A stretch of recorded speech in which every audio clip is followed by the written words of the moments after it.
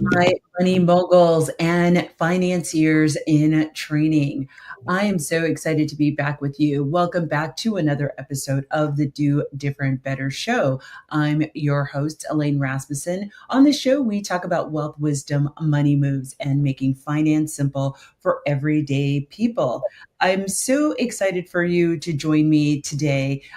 Today, we're going to be talking about something that has been in the news, and I really wanted to take some time to make sure that I'm able to get you some really solid information. Today kicks off a two-part review of President Trump's OBBBA, or the Opportunity and Big Beautiful Bill for America. I'm going to be calling it OBBB just to make it a lot easier. It's a sweeping piece of legislation with big promises, complex challenges, and some serious fine print that will affect how money moves in this country for years to come.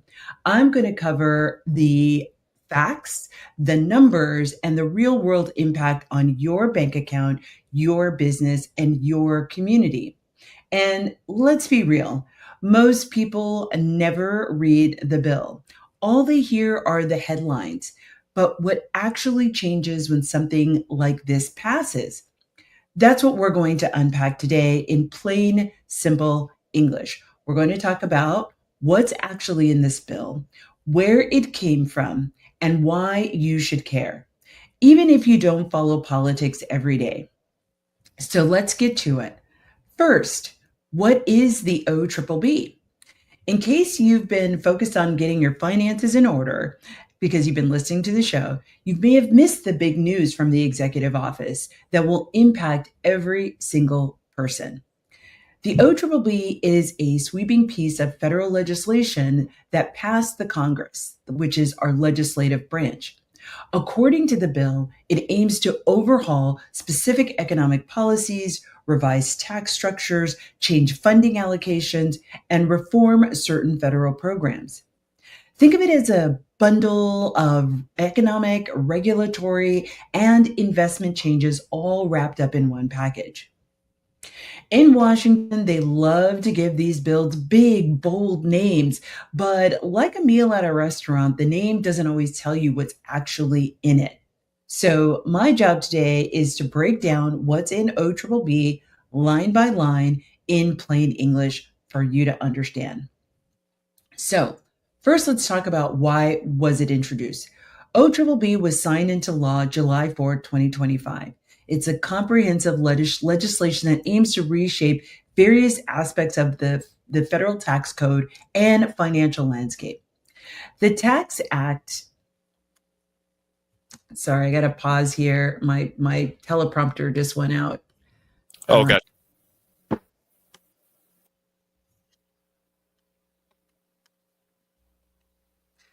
OBBB was signed into law on July 4th, 2025. This comprehensive legislation aims to reshape various aspects of the federal tax code and financial landscape. The Tax Cuts and Jobs Act, or TCJA, of 2017 is considered the last major tax reform before the recent passage of OBBB in July of 2025.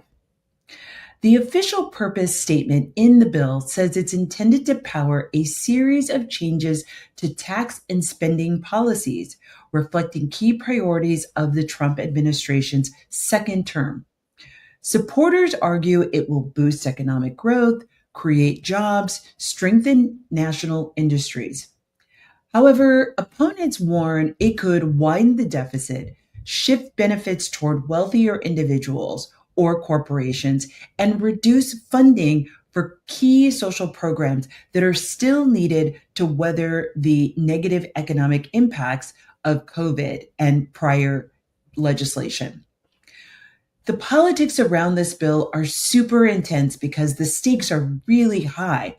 We're talking about potentially billions or even trillions in spending, tax changes, and incentives that will affect individuals, small businesses, and entire industries in and across America. So, what's at stake for everyday people? Here's what I want you to lean in on. This bill isn't just about DC power plays. It's about working families, The bill proposes adjustments to income tax rates, changes in credits and deductions. This could mean a bigger paycheck for some and a smaller one for others. In small businesses, there are several key revisions that are related to small business tax reductions, new compliance requirements, expanded or reduced access to certain loan programs, etc. And then, as it relates to communities of color, historically, major federal economic policies have had uneven impact within Black, Brown, and Indigenous communities, often left out of the benefits or bearing a disproportionate amount of the costs of these expenditures. This bill has provisions that could have new opportunities through infrastructure investment or conversely reduce funding to key programs. Now let's talk about poor, rural, and white communities. Changes to agriculture subsidies, rural broadband investment, healthcare funding will directly affect rural economies where many households already operate on very, very tight margins. So now I want to talk about how I'm going to approach this review so you have a general understanding of what we're going to be talking about and how I'm going to approach it. Over these next 2 episodes, here's the framework we're going to use. First, today in segment 1, we're going to get grounded, defining what's in the bill, the political and economic context, and the intended versus likely impact on everyday people. In segment 2, I'm going to go deeper into what's really good about the bill, that the provisions that could genuinely deliver great benefits. And in segment 3, we'll get into the bad and the ugly, the parts that might be harmful, costly, or create loopholes. Then in episode 2, I'm going to talk about when these policies will go into effect, what you can do to prepare or respond, and the specific loopholes businesses and investors might want to leverage legally to maximize their position. By the end of this series, you'll be able to explain this bill to your cousin at the cookout, your team at work, or your investment club, and you'll know exactly where you stand and things that you should be thinking about. So why does this matter right now? The thing that is important to know is that policy is like a tide. It raises some boats and leaves others stuck in the mud. The OBBBA is one of these high tide moments. Whether you're an entrepreneur, a worker, a retiree, a student, the ripple effects will hit your wallet. And here's the thing. When we don't understand policy, we can't really advocate for ourselves. That's why you're here listening to me today. I'm going to strip away the legal jargon. We're going to get to the truth and give you some clarity that you need to make informed financial decisions about your financial present and future. So, what I want to, as now that we've set up our foundation, I'm going to be talking in segment 2 about some of the good parts of the OBBBA.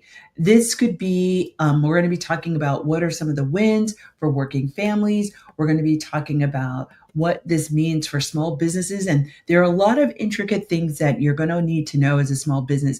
Now, let me be specific and define small business. I'm going to be using the Small Business Association definition of small business, which is a small business is considered a business that is doing less than $7 million in revenue and has less than 50 employees. I believe that is the most recent definition of a small business. So when I say the word small business, know that those are the businesses that I'm talking about. Now, there is another level below small businesses, which are called micro businesses, and those are typically lumped in with small businesses. But it's important for you to know where are you on the spectrum. And a lot of these policies really impact those folks that are on the higher side of the revenue and higher side of employee size, as opposed to lifestyle businesses, maybe like a content creator or a micro business or Main Street business that might be your local bookstore or coffee shop or restaurant. So just know that that's what I'm going to be talking about when I say the word small business. So we're really clear about what we're talking about. So there are some benefits, but there are also going to be some really important things that small businesses need to know, particularly businesses that have tipping. This is going to be really super and super important. So, but I'm going to be talking about the OBBB as it relates for small businesses and communities that have been left behind. Some of these provisions could genuinely be transformative, but as always, the devil is going to be in the details. And I've read them, so you don't have to. So I want you to stay with me and come back after the break where we're going to be talking about getting a deeper dive into more of what are some of the overarching scope and landscape of OBBB. And I hope that you have already liked and subscribed. You know that you can hear me live every Sunday at 12 at noon Central Time at AM 950. So don't forget to like and subscribe at AM 950. And feel free to jump over to my YouTube page at Do.Different.Better, and you can like and subscribe there as well. So once again, we're going to be jumping into segment 2. Stay with me. I will see you after the break.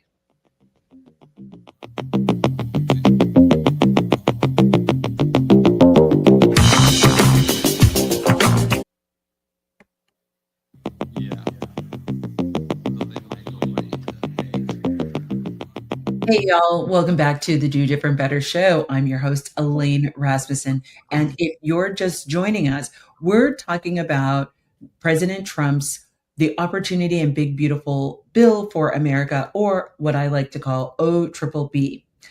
In segment 1, I laid out what's in the bill and why it's going to matter to you, actually to every single person.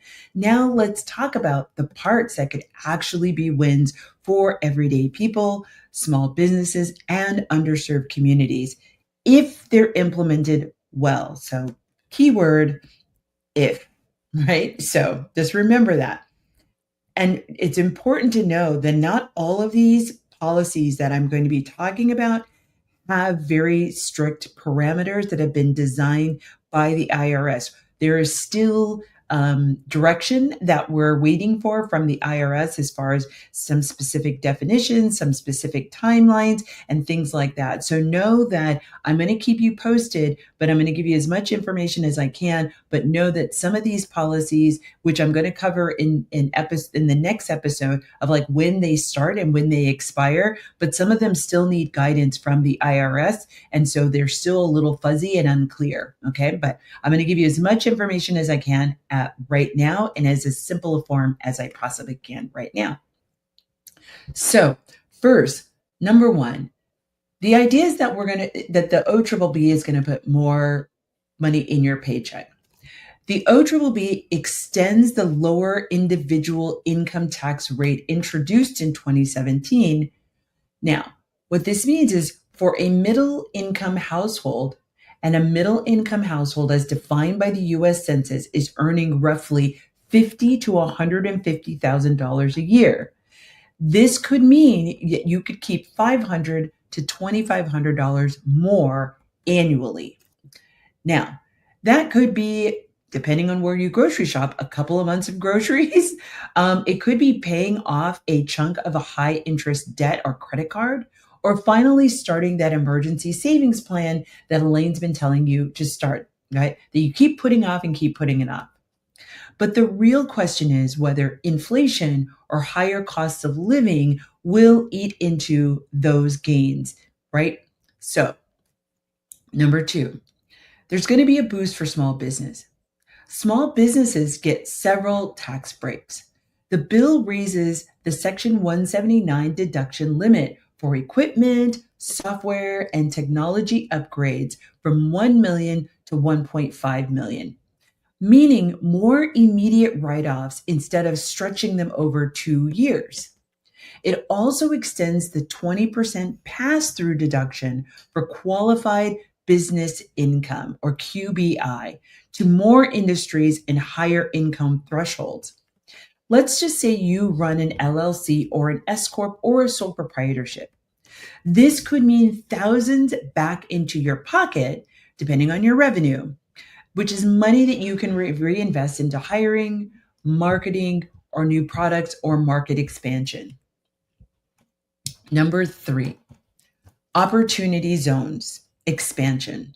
So, a little quick recap or review of Opportunity Zone. Opportunity zones were created in 2017 to give investors capital gains tax breaks for putting money into designated economically distressed areas. The OBBB proposes expanding eligible zones and increasing the deferral period on capital gains taxes from 7 years to 10 years. Now, done well, this could mean more housing, more community facilities, and job creation in struggling neighborhoods. But the benefits depend heavily on the guardrails and community involvement. So, one of the things that opportunity zones could be really great for is if you have a local investment co op and you're trying to maintain power or control of what's happening in your community. It's great for local and community investors to hold on to property. But so far, what has happened is it has driven a lot of private equity development in communities. So, once again, you are going to, if this is something, a tool that you want to leverage for your community to keep community control of your neighborhood, community ownership of your neighborhood, this is going to be something that you may want to leverage and you want to get prepared for. The other thing that is really beneficial about expanding the opportunity zones is to drive local manufacturing. So small manufacturing that is community driven. We know that light manufacturing and heavy manufacturing actually drives community development. So this is a really great time if there's an infrastructure project that your community needs. Leveraging the legislation and the benefits of opportunity zones is one way for you to be able to consider doing that. Number 4, rural infrastructure and broadband. The bill allocates $10 billion, that's a billion with a B, over 5 years to the USDA's Reconnect program for rural broadband expansion, plus $5 billion for road and bridge repairs in counties with populations under 50,000. Reliable internet and infrastructure aren't just nice to have, they're economic lifelines, especially when we think about the advent of AI. If you can't even get online, it's very difficult for you or your business to take advantage of how AI could possibly create efficiencies in your business or in your life if you don't even have access to internet. Better connectivity can mean remote job access, meaning somebody who's maybe living 30, 40, 50 miles from a major city hub could now take a remote job, such as customer support, transcription, medical transcription, things like that.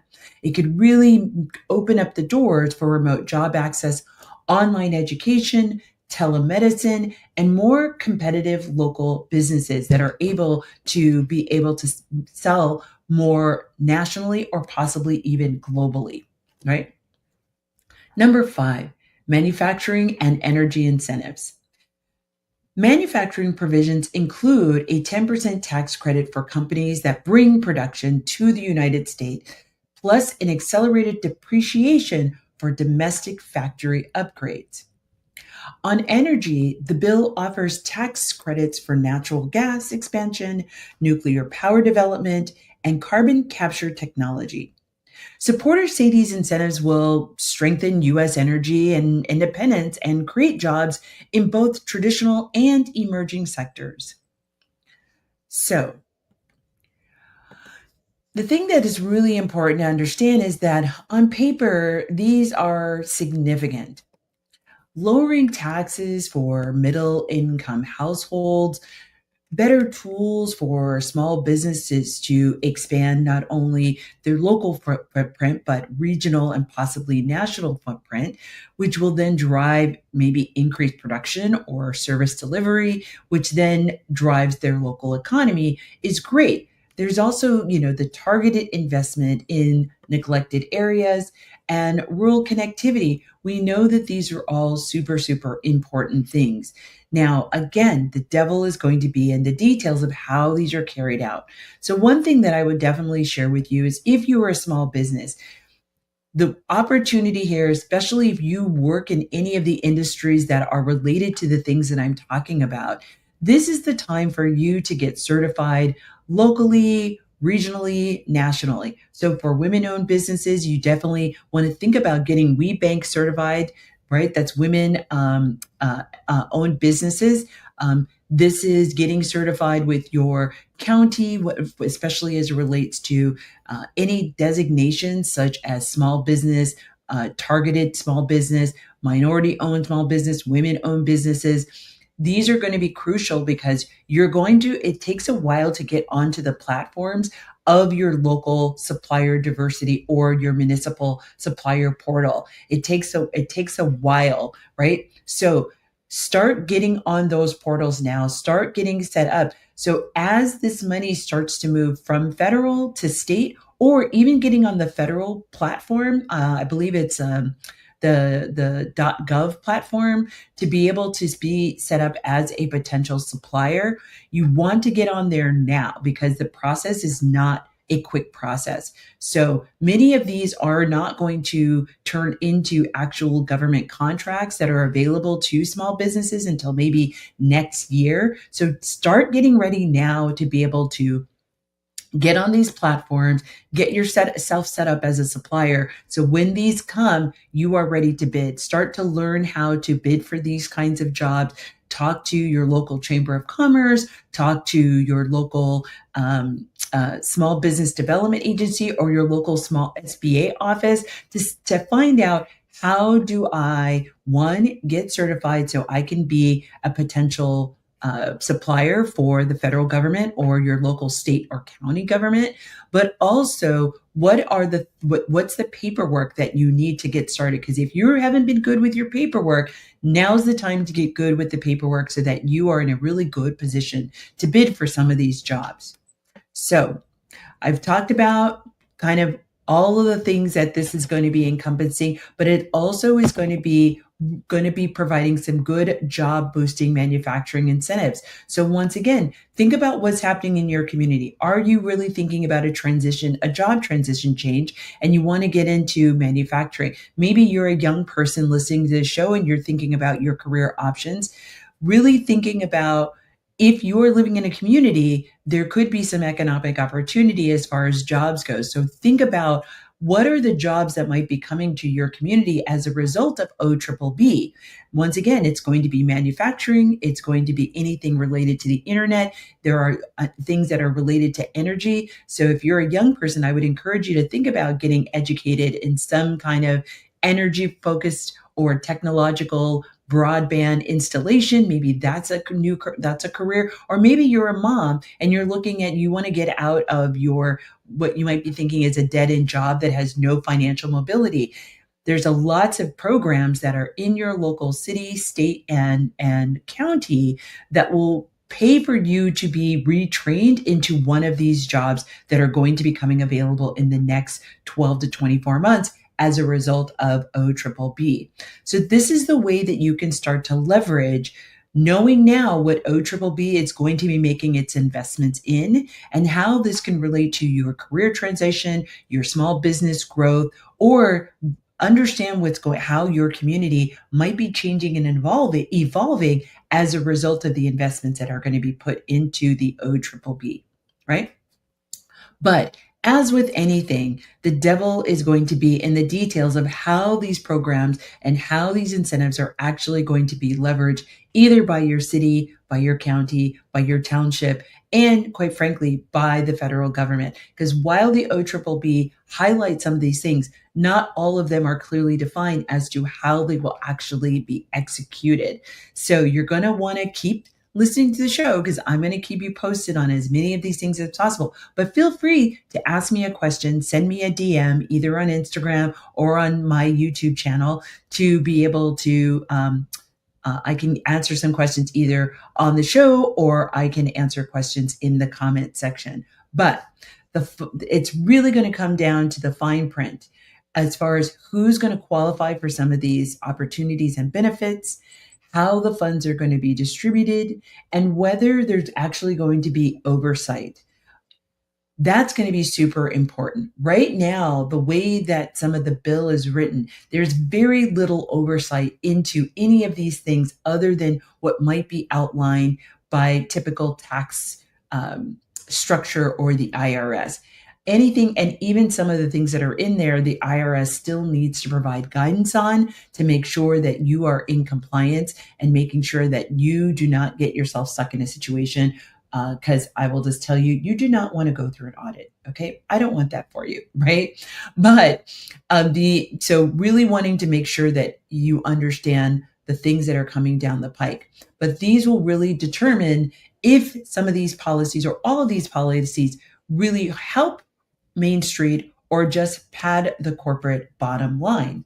So now, what we've talked about today, I've talked through the sort of 10,000 or maybe 7,500 foot outline of the scope and scale of the bill. There were 5 major pieces that we talked about that are going to influence, once again, every single person in United States. There is no person who will not be touched by this bill. So I just need you to know and understand that. So as we transition into segment 3, I'm going to get into the bad and the ugly, and the loopholes, the unintended consequences, and the hidden costs. Because in policy, what you don't see in the headlines can matter just as much as what you do see in the headlines. So stay tuned. I want you to come back and see me in segment 3. I will see you after the break, where I show you how to OBBB better.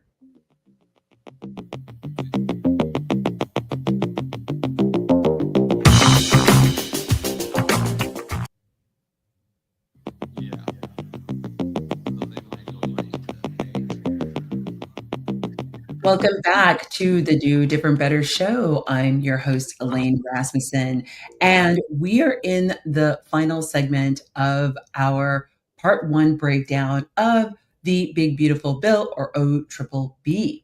In segment 1, I talked about what's in the bill and why it matters and who it's going to affect.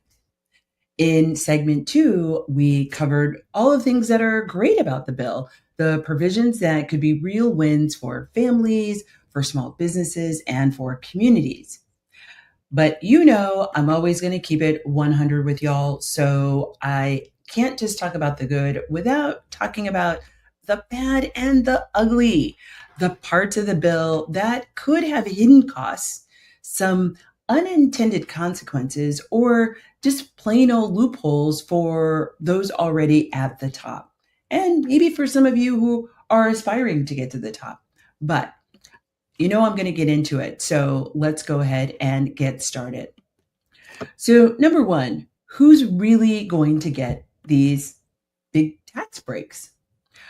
While the OBBB extends tax cuts for working and middle class families, and I shared with you what we talk about when we're talking about middle class, using the IRS code, which is that families that are making $50,000 to $150,000 as a combined household, right? The largest dollar benefits are still going to go to the higher earners. That's because when your income is bigger, a percentage-based tax cut is worth a lot more money. So, yes, you might see a few hundred or a couple $1,000s more in your pocket. Before a millionaire, it could be a saving of tens or hundreds of thousands of dollars. And that has the possibility of actually widening the wealth gap, particularly over time, exponentially, right? So what will happen is the wealth gap is just going to create this expansion because that wealth is going to exponentially multiply. Remember, we talked about compounded interest. Well, this works the same exact way. The wealth is going to be compounded because let's say you are saving $100 and you invest that $100, as opposed to somebody who gets a $10,000 tax break and they are investing that same $10,000. Their money is going to exponentially multiply at a greater rate and scale by the nature of it being a larger amount of money. So over time, we could really start to see a big, huge gap between the haves and the have-nots. Second, as it relates to opportunity zones without guardrails. We talked about the potential of opportunity zones in segment 2 and how there really is a great opportunity for community investment, for cooperative investment, for local investment to really shape and influence what's happening on the ground in the communities. But here's the ugly truth. There is no oversight with opportunity zone funds or opportunity zone investments. And without strong oversight, these zones could turn into real estate gold rushes that push out the very people they were meant to help, or at least on the face of it, seemed like they were supposed to help. We've seen it happen before. Developers will swoop in and property values rise, rents rocket, and the original residents are forced out of the community. So that's something for you to think about. And this is why it's so important. If you are driven by community investment or community opportunities, this is something you definitely want to take advantage of, right? The OBBBA's expansion of opportunity zones could accelerate that in some areas if accountability measures aren't enforced. Okay. Next, number 3. There are cuts that could come later.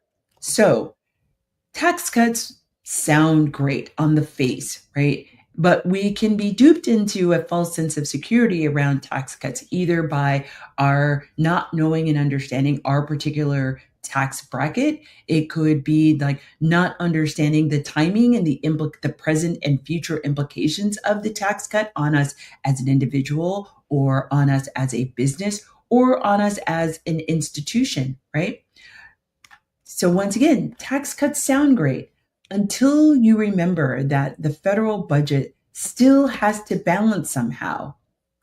If the OBBB reduces revenue without a plan to replace it, that could lead to spending cuts down the road. And it could lead to us having a bigger deficit than we already have, right? And we've already had a number of increases to the deficit. And so, setting the ceiling further and further higher, which puts us in as an economy, as a national economy, puts us in a very vulnerable position. And we're already starting to see this happen when we see foreign investors coming and buying up property, when we have foreign investors who are buying our debt. You really want to look at and think about, China owns a lot of America's debt. So what are the implications if we continue to have these tax cuts without having a plan to generate the revenues from somewhere to pay down our deficit, pay back our debtors? America has debtors, just like you maybe have debt or a credit card. So does the federal government. And so when we make these tax cuts, we could be jeopardizing ourselves, just like you could jeopardize yourself if you borrow too much or you borrow more than you can pay back. You over leverage yourself. That's when you hear us talk about the debt ceiling, or you hear us talk about the deficit. That's what we're talking about. We are spending more than we make or sell, and we have higher debt than we can actually pay for, which is also driving the economy, could drive the economy, could drive inflation, can drive its recession, et cetera, et cetera. So this is why it's super important to really understand where these tax cuts are coming from and how the national federal budget is going to be balanced in order to replace that income. But this could, once again, lead to more spending cuts down the road to very key departments or key agencies or key programs that are needed. And historically, cuts often start with the social programs like education, like healthcare, and nutrition assistance programs that have disproportionately supported working families, blue-collar families, poor families, people of color, and rural families, no matter what color they are. This is when you start to see cuts to FEMA, and we know that because of climate, we are seeing more and more and more disasters in places that have never seen disasters before.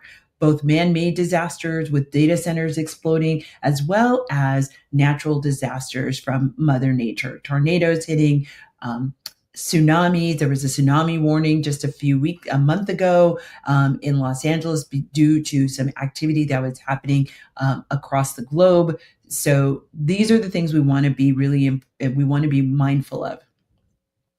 Number 4, environmental rollbacks. So the bill push to speed up permitting for manufacturing and energy projects might create jobs, and that's great. We love jobs, right? We want to make sure people are employed. But it could also mean fewer environmental protections, right? And also, are we actually putting in the investment to make sure that our communities are ready to serve in those jobs? And that's usually the missing link. We can create all of these new jobs, but we don't have anybody trained to go into them. So then the projects that are actually meant to help our communities actually get stalled out because there's no one who's qualified to do that job. So without making the investment into the education of getting our workforce educated to move into these jobs, we could see some stagnation and some other environmental impacts of these projects that are just sitting and they're not getting to completion. Shortening the environmental review timeline may help businesses break ground faster, but it also means less time to catch potential risks to air, water, and public health. And we've seen this happen over and over and over again. You may have seen, where there has been people whose water is, set ablaze. They can literally set their water on fire coming out of the faucet. We've seen environmental impacts where the whole entire communities contract cancer, right? Disproportionately, 80, 60, 70, 80% of a community is diagnosed with the same cancer. Those are all environmental impacts. And once the damage is done, it's expensive and sometimes impossible to reverse. And I can just tell you, as many of my family members are cancer survivors, the financial implication is devastating when you have to go through that kind of recovery. And also thinking about the land. The land could be tainted and not usable or livable, inhabitable. So these are all the things we want to think about if we are saying that, if we are okay with the timeline of EPA or environmental review periods being significantly shortened. Okay. Now, number 5, let's talk about the loopholes for the well-advised. So here's one of the oldest truths in Washington. The more complex the bill, the more ways there are to game the system. So tax attorneys and big corporations will be studying this bill line by line to find legal ways to minimize their liabilities. And I'm not saying that as a bad thing, right? So I want to be clear, right? The whole idea is hopefully you're minimizing your liability so that you can reinvest in your company, which means you can hire more people, which means you can create new technology or create new interventions that actually continue to drive jobs, continue to drive growth in your company, right? So, but sometimes in ways regular people can't access these things. And the language you can't expend as a small business, you cannot afford a big tax attorney or tax strategist. So that way you cannot access these loopholes that are readily available to these larger corporations. That's not illegal, but it does mean that the playing field isn't level, right? So, as we start to think about, what is it that we want and how these things are going to be impacting us, it's really, really important that we understand that if we're a smaller corporation or smaller company, LLC, really understanding how you might be able to benefit from the loopholes. I think this is where, once again, tapping into some of your local resources. once again, this is really great. If you're a small business, having somebody who is a mentor that is in a big corporation to learn how can you leverage some of these opportunities in for your small business. I think having a CFO as a friend is a really great opportunity for you to be able to learn and leverage where are the ways that you can also take advantage. Because a large part of this is one, you just don't know, right? As a small business, as you don't know any of these things. And the goal is not for you to now become a tax expert or be an accountant, but you do want to be able to leverage your business the best way that you know how to grow and scale your business. Because once again, if we're able to grow and scale our businesses, we're able to grow and scale our communities through jobs, through investment, through philanthropy, and make our communities exactly the way that we would like them to be: thriving, young people growing, young people having jobs, and having financial security and financial mobility across our communities, right? So let's now kind of slide into home base for this first segment, okay? So here are some takeaways. The OBBBA has some provisions that really could genuinely help everyday people, but the risks are real, and I don't want to undermine those. Benefits may be skewed toward the wealthy.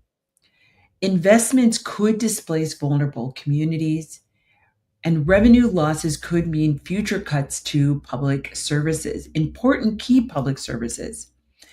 And environmental safeguards could continue to be weakened.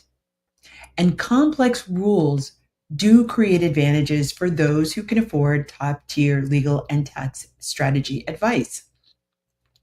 It's a reminder that policy wins aren't just about what's promised.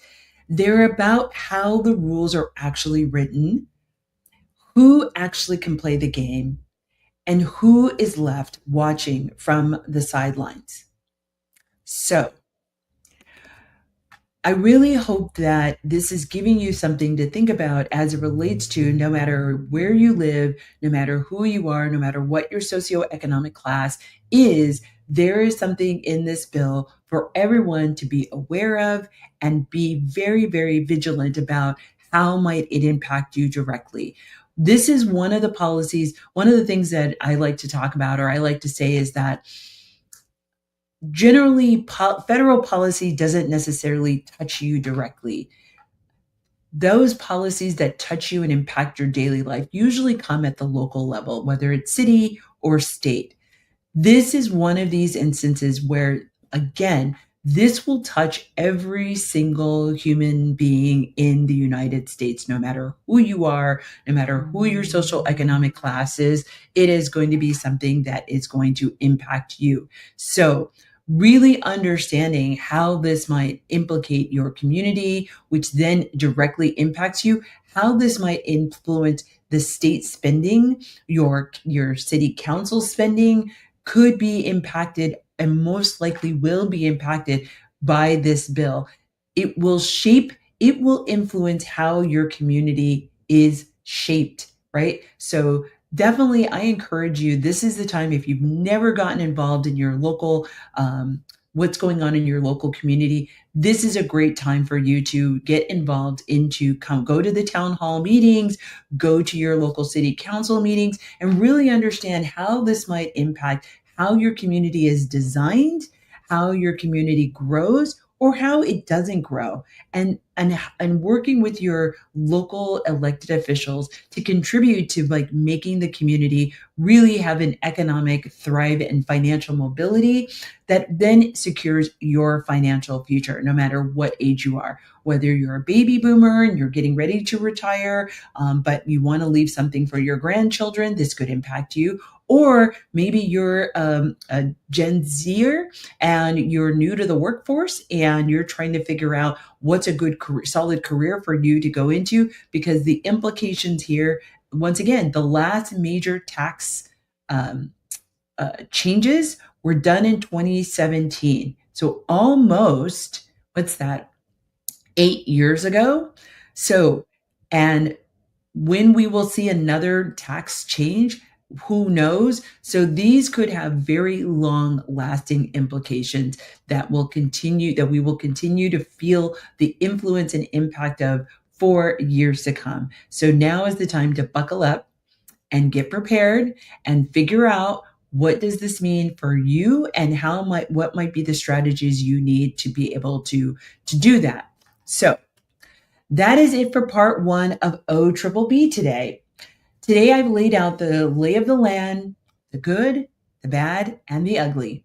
Now, in episode 2, we'll get into the when different parts of this bill will take effect, and how you and your business and your community can prepare and say yes to the legal loopholes businesses might use to your advantage.